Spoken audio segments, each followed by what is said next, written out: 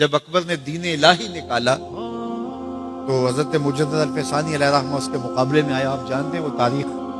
تو اس نے کہا تھا کہ السلام علیکم یہ مسلمانوں کا شعار ہے، تو ایک نیا لفظ لے کر آتے ہیں. جب بھی کوئی کسی کو ملے تو اس کو کہے اللہ اکبر، وہ بھی جواب میں کہے اللہ اکبر. یہ اپنی طرف سے وہ نئی چیز لے کر آئے. لیکن اسلام نے السلام علیکم کیوں رکھا ہے؟ تو اس کا ایک فلسفہ ہے، اور وہ کیا کہ جب کوئی مسلمان کسی دوسرے مسلمان کو ملے تو وہ کہے السلام علیکم. اس کا مطلب ہے تیرے اوپر سلامتی ہو. تو گویا وہ ضمانت دے رہا ہے کہ میرے بھائی، تیری جان، تیرا مال، تیری آبرو، تیری عزت میری طرف سے محفوظ ہے.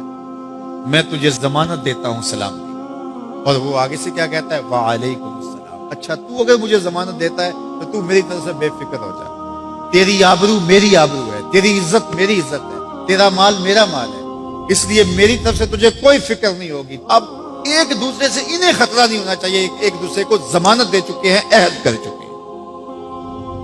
اور اگر ہم سلام بھی لیں اور جڑیں بھی کاٹ دیں تو میاں ہم نے سلام لیا ہی نہیں، ہم نے منافقت کی تھی. حضور نے فرمایا افشوا السلام، میں سلام کو پھیلاؤ. یعنی سلام کو پھیلاؤ گے تو امن پھیلے گا. سلام سلامتی سے ہے، یہ آپ امن دیتے ہیں. ہارون الرشید کے زمانے میں ایک شخص کو سزائے موت کا حکم ہو گیا. تو اس قیدی سے پوچھا سزائے موت سے قبل تیرا آخری حق. اس نے کہا کہ میں بادشاہ سے ملنا چاہتا ہوں. انہوں نے کہا ٹھیک ہے. بادشاہ کو کہا کہ سزائے موت کا قیدی ہے، تو وہ کہتا ہے میں بادشاہ سے ملنا چاہتا ہوں. بادشاہ نے کہا لے آؤ. تو دربار لگا تھا تو وہ قیدی زنجیروں میں جکڑا ہوا لایا گیا. اس نے کہا السلام علیکم. بادشاہ نے کہا وعلیکم السلام. آخری خواہش پوری ہو گئی. جلاد لے جانے لگے، قتل کرنے لگے. کہا تو مجھے قتل نہیں کر سکتے. کہا کیوں؟ کہا بادشاہ نے میری ضمانت دے دی ہے، مجھے آزاد کر دیا. بادشاہ نے کہا میں کب کیا؟ کہا تم نے کہا نہیں وعلیکم السلام. تمہیں سلامتی ہو تو جس کو تم سلامتی کہہ چکے ہو تو کیا اس کے اوپر سزا ہو سکتی ہے؟ تو بادشاہ مسکرانے لگا. کہا جاؤ میں نے اس کو آزاد کیا. وعلیکم السلام کہہ دیا تو پھر سلامتی ہوگی نا. اسی لیے ہم کہتے ہیں حضور پہ سلام پڑھا کرو. حضور پر جب سلام پڑھو گے تو حضور بھی سلام کا جواب دیں گے. وہ کسی شاعر نے کہا تھا، وہ شعر پتہ نہیں وزن میں ہے کہ نہیں، لیکن شعر مجھے بڑا اچھا لگتا ہے کہ درود پڑھنے سے ثواب ملتا ہے، سلام پڑھنے سے جواب ملتا ہے. درود پڑھنے سے ثواب ملتا ہے، سلام پڑھنے سے جواب ملتا ہے. تو ہمارے جو لفظ ہیں ان لفظوں کے پیچھے ایک فلسفہ ہوتا ہے. تو فرمایا المسلم من سلم المسلمون من لسانہ و یدہ. اور یہ ہم نے اپنے اولاد کو بچپن سے سکھانا ہے. اگر ہم نے ان کو اعلیٰ ڈگریاں بھی کروا دی، ان کو اعلیٰ تعلیم یافتہ بھی کروا دیا دنیاوی اعتبار سے، لیکن یہ بنیادی سبق حضور کا نہ پڑھایا، تو پھر وہ اس تعلیم کے باوصف بھی آپ کو آپس میں الجھتے ہوئے دکھائی دیں گے. اعلیٰ ڈگریوں کے باوجود بھی آپ ایک دوسرے کا گریبان ان کو نوچتا ہوا آپ دیکھیں گے، اس لیے کہ انہوں نے اسلام کا یہ بنیادی سبق تو ماں کی گود سے پڑھا ہی نہیں ہے.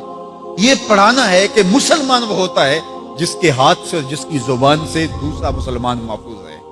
مجھے بتاؤ، جس کو یہ سبق اس کی ماں نے پڑھایا ہو، جس کو سبق اس کے باپ نے پڑھایا ہو، تو وہ کسی مومن کی ماں کو گالی دے سکتا ہے، کسی کے باپ کو گالی دے سکتا ہے، کسی کا گریبان پکڑ سکتا ہے، کسی کو تھپڑ مار سکتا ہے، کسی پہ زیادتی کر سکتا ہے؟ کبھی نہیں کرے گا. اس لیے کہ اس کو حضور کا فرمان یاد ہے کہ مسلمان ہوتا ہی وہ ہے جس کی زبان اور ہاتھ سے دوسرے محفوظ. ہم نے یہ سیکھنا ہے اور اپنے عمل کے اندر اس کو داخل کرنا ہے کہ ہمارے رویے اتنے خوبصورت ہو، ہمارا طرز زندگی اتنا خوبصورت ہو کہ ہمارا پتہ چلے کہ ہم حضور کے غلام ہوتے ہیں. ہمیں خوبصورت رویوں کا درس دیا گیا ہے، ہمیں خوبصورت رویوں کو اختیار کرنے کی تعلیم دی گئی ہے.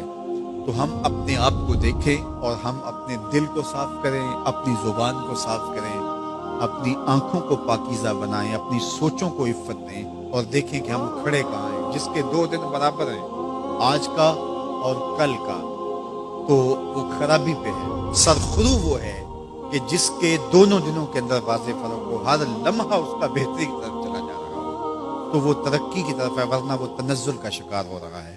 تو ہمیں یہ سبق دیا گیا کہ قد افلح من تزکا. کامیاب وہی ہوا جس نے اپنے من کو ستھرا کیا، اپنے باطن کی صفائی کی، اپنے اندر کو پاک کر